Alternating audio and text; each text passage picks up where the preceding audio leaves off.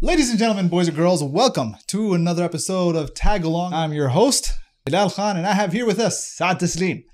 Basically, Saad is here developing some added promotional material for his class, Trends, which talks about, culture, identity, self-esteem, body image, the general principles that go into fiqh. Being somebody who not only is helping produce some of the advertising and marketing material, I also get to see a lot of the comments. So I'm just going to go right ahead into it on YouTube for the video, What is Islamic Fashion? And it is by Khalid bin Walid. Men should be proud to show they are Muslim, not be obsessed with fitting in. And look, and that's correct in general, Okay. right? But it's being applied incorrectly. But I think the application of that would be like, all right, it's time to pray. You go pray regardless of what everybody might be saying. So that statement itself is correct. Yeah. Muslims, not just Muslim men, Muslim women too. Everyone, Right. Muslim children, everybody. If you're Muslim, you should be proud of being Muslim. And no, we're not obsessed with fitting in. We don't want to fit a particular mold. If that mold goes against Islam, no. Right. Right. And by the way, they're not necessarily contradictory. But you can fit in and be proud to be Muslim at the same time. I mean, the other factor that comes into it, like, what does it mean to fit in? Like, there's various environments that an individual engages in, right? Exactly. You've got your work environment, exactly. right? Like, I would turn that question around, Okay. right? And say, look, okay, so what do you say to a man in Saudi Arabia, Okay. right? You could literally say the same statement to him. Oh, you should be proud to be Muslim. You should not be obsessed with fitting in. And by wearing a white thobe and a red shimar, you're just trying to fit in. Okay. Right? Do you see the fallacy? But you see the problem with that statement? But doesn't that also go against the principle and understanding of you should be respectful of the culture of... Exactly. Okay. Exactly. And that's the other problem. Yeah. Right? That, cultural norms. And as we said, Imam al-Qayyim, one of the things he said is the sunnah is actually to wear the clothes of your people. Yeah. That meaning that's not sunnah as in that's encouraged. You're right. Right? Something that is praiseworthy in Islam. Right? As long as it fulfills the Islamic requirements. Okay. But it's praiseworthy. So the Saudi guy who dresses Saudi, that's a good thing. Yeah. Right? But from that perspective, if you apply that rule, so would it right? would it be inappropriate for a Saudi guy to be like, yo, off with this stuff, I'm going to be dressing like a hipster? Look, I mean, I don't like to speak for other cultures. Okay. Right. So maybe I'm not. That's acceptable. That's Saudi something culture. that should be asked to the scholars in Saudi Arabia. They would say, this is not the norm here. It's an odd dress. We don't wear this dress here. Okay. It looks very strange. So they may say, it's not appropriate here. Okay. Right. But like I said, I don't but like it's not even, at that point, it's not even an issue of halal or haram. It's more an issue of what's appropriate. Yes. Okay. There's other things that could make a particular type of dress haram, Okay. but those are other guidelines and principles. Okay. Yeah. Okay. But it's just the idea of fitting in, like, it's human nature to want to fit in. Of course. And fitting in within of itself is not a bad thing. It can be a bad thing. If, like, for example, we place our self-worth in fitting in. Yeah, that's a bad thing. Okay. Right? We need to, in order to feel good about ourselves, we have to be liked by people or accepted by a certain group. Yeah, that's when you run into problems. Or at least be perceived as being part of a certain group. Exactly. Okay. Exactly. So as simple as cliques in high school. Yeah. To being like, oh, he's part of the doctor class. Yeah. Corporate class. Look. And the point here is, like I said, the essence of it is correct, right? That if we're compromising our Islamic morals to fit in, yeah, that's a problem. But who's to say, like? Well, what would I don't be agree an with example of compromising Islamic morals? I mean, the simplest thing comes to mind is like, all right, you know what? You're with a bunch of professionals. It's happy hour. You go out for a drink. No, but even take it. That's a clear, Let's go back to dress and clothing. I mean, there's a lot of peer pressure there. There's a whole desire to fit in. Maybe you can get promotions that you might exactly. Do, so things like that. But we can even give an example from clothing. Okay. Somebody says, in a corporate environment, guys don't have facial hair. Okay. Like most people don't have it. So or law enforcement. Yeah, or law enforcement, or, Yeah. And so the person says, even though having a beard is something which is, and we before you ask like the details of this issue, we discussed the beard at length and the different opinions regarding the beard and the length and all that kind of stuff. Yeah. But in general, right, having a beard of some type is an Islamic requirement. Okay. So now a person says, I have to shave my beard to fit into the corporate environment, then that's obviously a problem. Okay. That has superseded our Islamic. But what about the scenario where it's to fit in, but it's like a policy factor? For example, you got firefighters. Yeah. Their requirement is don't have a beard because it's a safety issue, especially when you're dealing with fire. Those are different cases. Okay. Right? Where those are specific cases. can be different. Okay. Right. And I'm not going to get into specifics here and I believe those issues should be dealt on a case by case basis. Okay. Because there's so many other factors that are involved there. But in general, the default is if we're able to grow a beard, we have to grow a beard. Okay, then it goes into, why don't you teach something worthwhile to the youth, like skateboarding? Yeah, that promotes fitness and physical but I activity. have a feeling that person wouldn't be okay with me teaching skateboarding either. Really? Yeah. But is there anything that's part of it's imitation of non-Muslims? What are you talking about? It's have you not seen the YouTube video of the guy in the thobe? It's a waste of time. It's sinful people skateboard. There's a lot of reasons why skateboarding is haram. Here's a question, kind of off topic, but on the subject of skateboarding. And by the way, if you didn't get that I was being sarcastic, because some people are just like why he said skateboarding is haram. I was being sarcastic. Well, have you? Are you able to do a half pipe? Like those skateboard parks? With the pools. I'm getting old, man. I'm getting old. I try to take it easy on the skateboard now. Okay. I don't take as many risks as I used to take back in the day. You ride a motorcycle. Yeah. Move on. Well, we'll go to the next topic.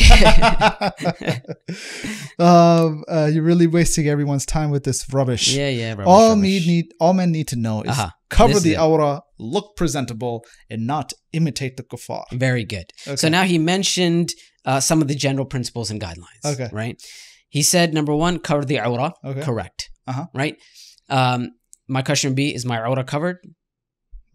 Yeah. In that video? Alhamdulillah, it's covered. Number two, what is the second guideline he mentioned? Second guideline is look presentable. Look presentable. That's kind of vague. That's very vague, right? Okay. And actually, what is presentable would differ not only from culture to culture, but also from situation to situation. Setting to setting. Setting to setting. You can go to the gym and be like, I got to look presentable, show up in a suit and tie, Well, I have worked out in slacks and a collar shirt. But you understand, Bilal, you are the exception to everything. So we never go based off of what you do. I'm the definition of counterculture in this regard. Oh, yeah. Third requirement? The third requirement is not imitate. Right, don't imitate non-Muslims. Yeah. And so the point here is he mentioned a principle, which is imitating non-Muslims. Okay. Right? Prophet said, "Man tashabbaha biqawmin fahuwa minhum." The one who imitates a nation, then they are from them. Okay. And so the principle itself is correct. We're not allowed to imitate non-Muslims. But how do we understand that? So the principle itself, right? Yeah. Imitation of non-Muslims. That sounds very general, and that's why we have to know exactly what is meant in Islam by you're not allowed to imitate non-Muslims. Okay. What is meant here is imitate non-Muslims in those things that are bad. Okay. Number one. Or to imitate non-Muslims in things that are specific to a religion that is a non-Muslim religion. Okay. Right? So because, if we were to apply this hadith, the Prophet ﷺ, we would say, did the Prophet imitate non-Muslims? Well, he wore the same clothing as them. Right. Right? So what we say that... Well, what about the idea of when they went to Medina and he saw the Jews fasting and he said, you know what, we're going to fast because Musa is more to us than they are right, but that is something already in Islam. Okay. Right? So that's something, but if there's something that is specific, for example, wearing a cross, right? Okay. Does anyone... Is that a general thing, or is there's very specific beliefs attached to it? It's attached to a particular group of people or a particular religion? Well, it depends if the cross is upside down or right side up. But they both have bad meanings, right? So that would be imitation of non-Muslims. Okay. Right? A type of dress where you look at that and you say, oh, it's not, or for example, the robes that monks wear. Okay, right? Like the orange togas? Exactly. Okay. So if a Muslim's wearing like that type of dress, which you're like, you wouldn't be able to tell if it's a Muslim or, In fact, you would be like, yeah, that guy is straight up Shaolin or Buddhist. Yeah. Okay. So we'd say, yeah, that is the imitation that the person, and actually, that's why in the class, and I don't think it's right to, this is just one of the evidences. But there's many other evidence. They need to be discussed fully. Okay. So here's the thing that comes to mind is that, all right, so you just described different attires that other faiths identify themselves with from an outward appearance. So a priest will have the collar, nun, right? You got the monk, the Shaolin monk. Yeah. You've got the Jews, they got the yarmulke, right? Is there something specific to Muslims that's overtly that's religious attire? Look, you have to understand that our religion is not a religion of just symbols. Okay. And that's one thing that makes Islam great. Okay. Right? Is that you think of Christianity, or you think of, and you can think of the cross, right? You think of statues of Jesus and statues of Mary and so on and so forth, or particular robes and this and that, whatever. Islam, alhamdulillah, is a universal religion. Well, we've got the whole moon wars. Yeah. And the moon. Yeah. Okay. So the Symbol, moon. crescent. Yeah, but still, you may go to another culture where the moon is not. You won't find it on masjids. Okay. Right. And even like the. I mean, the moon is more of an Ottoman thing, right? Yeah, exactly, and that's how it was brought into the culture and so on and so forth. But so when it comes to specific, like Islamically, there's not specific types. As I said, specific types of clothing that you would say, this identifies you exactly as a Muslim, right? And we don't need those specific symbols. We have our, like, even the beard, right? Some people say like, oh, the beard is the Islamic, symbol for men. Well, maybe up to 5 years ago. Exactly. So what happens in hipster culture, right? Yeah. Yes, that doesn't change the fact that we Muslim men grow our beards, right? Yeah. Whether it's in fashion or not, we always grow our beards, Yeah. right? But that's not the symbol. Like that's it. Like that's what defines you. It's part of the way we dress. One could argue that hijab is one of those symbols. Yeah, but even the hijab, there's different styles of hijab. There's different ways in which the hijab is. So what is the requirement? Okay, that hijab is worn, that the head is covered and the neck is covered and so on. As long as those requirements are fulfilled, how the hijab looks, the color of it, the way it's tied. Well, one can argue that everybody's wearing hijab at wintertime. Mostly. Well, maybe it's cold enough. So they need to cover their aura, look presentable, and not imitate the kuffar. Exactly. So, once again, if he's applying that to me, I would say, look, am I wearing a type of clothing that only non-Muslims wear? Okay. That you would look at and say, oh, that's only clothing that non-Muslims will wear. Well, now here's a question: is there any attire that non-Muslims would wear that's not specifically religiously oriented? That's an interesting question, and the answer to that question will differ according to the place that you're living in, according to the culture you're living in, according to the time that you're living in. It all differs, and that's why there's no hard and fast, right? These are guidelines that are applied. These are principles that are applied to the time and place we're living in. And grow their beard more than a fistful. Okay, that is an opinion. Okay. Amongst the opinions, I don't actually hold that opinion, but in the class we will actually go through all the opinions. And by the way, if that was the case, then the majority of Muslim men would fall into the category of you don't look Muslim. I wonder if Khalid bin Walid does. We don't know who Khalid bin Walid is. So. I know, but I'm just wondering. That's why I'm wondering. It's interesting, and that's a lot of these comments. A lot of times, these are anonymous people, and that gives them a certain level of comfort. Makes it easy to make these comments. We aren't trying to be models on the catwalk.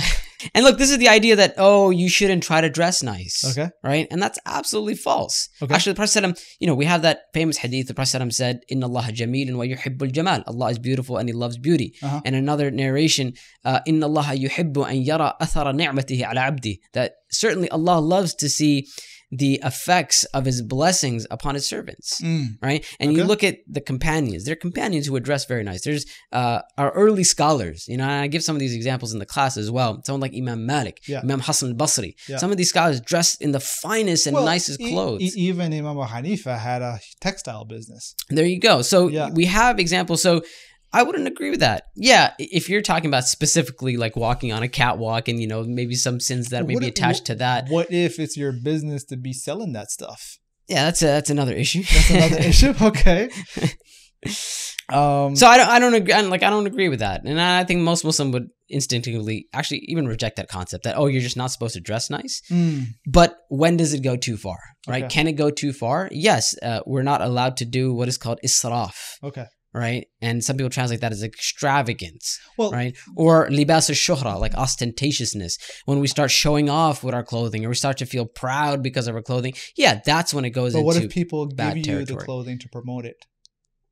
And it's really awesome. It's a very good question. You should attend my seminar. This would be a good question to ask during the seminar. It's like it's a $10,000 suit, but because the company that made the suit wants to get it out there, they gave it to you for free. Yes. So everybody looking at you is judging you like, look at this guy wearing the most extravagant clothes, and it's free for you. You're right. There you go.